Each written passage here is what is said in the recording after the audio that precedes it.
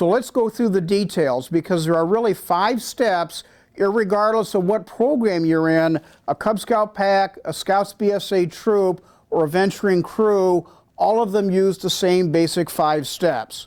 So the first step is you need to gather dates and key information together. And we'll go through that detail in a couple of moments. The second step is where you're actually going to create the draft program. The third step is that you review and approve the program. Fourth step, and an important one, is that you're going to be communicating it with the key members of your unit, the parents, the scouts, prospective members who may be looking to join your unit, your chartered organization, and others who have need for the information. And then the fifth step is that you're going to need to review it periodically to make sure that the plan still holds true, and that if you've got any changes or fine-tuning that needs to be done, you're in a position to do that. So let's start going through the details. Step 1 I talked about is gathering key dates and information.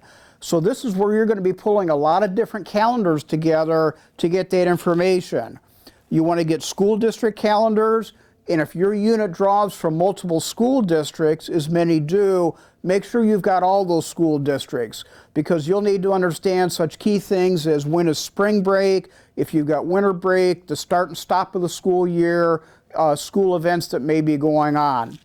Obviously, make sure that you understand when your holidays are in important events, such as everything from Mother's Day to deer hunting season in Wisconsin or Michigan, to understand when those are. Take a look at key activities that may be going on in the community that you need to plan around, and then if you've got any key dates for the unit, that could be anything from your Courts of Honor, your annual Pinewood Derby, Scout Sunday activity, that those dates are included. You also want to get a copy of your program from last year to use that as a reference, because many units have got traditional activities that they'll do at certain times of the year.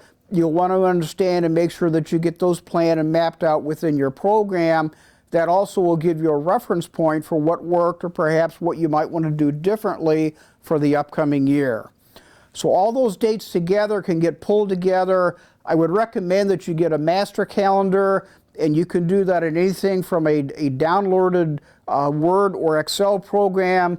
You can get a big sheet of craft paper and make your own calendar, but to plot those dates on there, because that creates kind of a shell or a template for you to work around. Once you've done that, you can overlay on top of that when your unit meetings are, and then get a hold of the district and council calendar so you understand what district or council activities are that you may be involved in. Everything from Weeblo Rendezvous, summer camp, the fall camporee, whatever activities they might be. After you've got that information pulled together, you've got the shell involved, and that's when you're going to start creating the draft. And here's where the details are going to vary a little bit depending on the specific program you're involved. But you want to get the involvement as much as possible from your members and the parents and adults involved. So this is where you can go through a brainstorming process, match this up with the goals and objectives for the unit to make sure that you're delivering on that. Ask the members what activities they would like to be involved with. It's important in a brainstorming process that you're not being judgmental or critiquing or evaluating suggestions or ideas. You're just looking to come up with great ideas that would help fill in that calendar to make sure that you've got a great year of scouting. You can certainly consider things that have been done in the past, maybe traditions that your unit has got, but don't feel that you have to be locked into that. After you've gotten the ideas, then you can start mapping those out and playing around with different dates, or is this a spring activity? Is it a fall activity? My recommendation at this point is don't be too concerned about the dollars involved for the events. Get the master calendar put together, the overall recommendation, and then you can go through on an evaluation process to see from a financial standpoint, does this make sense? Do we have the resources to deliver that program? Within a Scouts BSA troop, you're going to want to get the senior patrol leader involved in the patrol leader council. So this is an important part to get them involved early in the process because ultimately they have to have ownership, and this helps teach the youth leaders within the Scouts BSA troop some of the skills involved. So ask them for their activities, their events they're looking for, ideas that they might have, and that'll make sure that they have ownership and help create that process, because ultimately you're going to be asking them to help execute the program. On a venturing crew, you use a similar process with your officer team.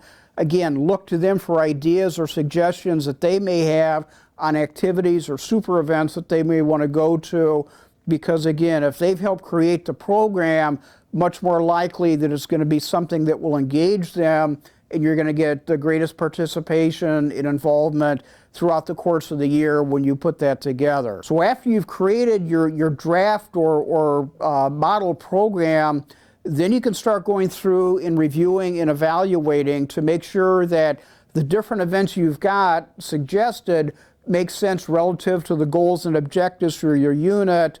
You can start looking at the financial consideration and other activities to make sure that you don't either have conflicts, or if you're looking for a big event that may take some preparation or some advanced training, that there's a logical build-up for that, for your canoe tripping to the boundary waters, for example, that you spent time on everything from wilderness survival, wilderness first aid, to brushing up on your canoeing skills.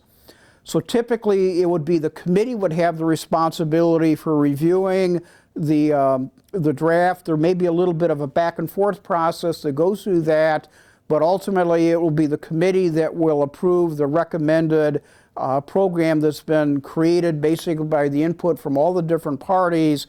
And once you've got your final program, then you can get to step 4, and that's the important one where you're going to share that. Make sure you communicate it as early as possible to the scouts themselves, to their parents. Certainly get that involved or communicated with the chartered organization. Have copies of that available so when you do your fall recruiting, you can give your calendar to prospective members so they understand what kind of activities that you've got and what they would have the potential to be involved with if they were to join your pack, troop, or crew. After you've done the communication and you're starting to execute or engage the program, this is where the review process happens. Typically, this is a standing item on your monthly committee meeting, where each month you're going to review upcoming activities.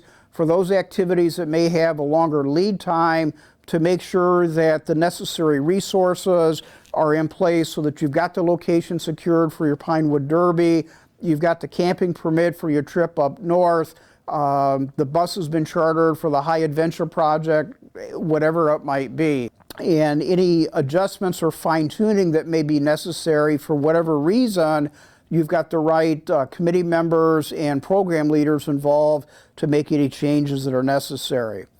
But I think you'll find that if you go through this process, and it is a process, again, creating it, getting the active involvement from the key leaders within the unit, understanding what your unit goals and objectives are, you're going to come out of this process with a great program, a great roadmap, and it's going to be offering your members that great year of scouting.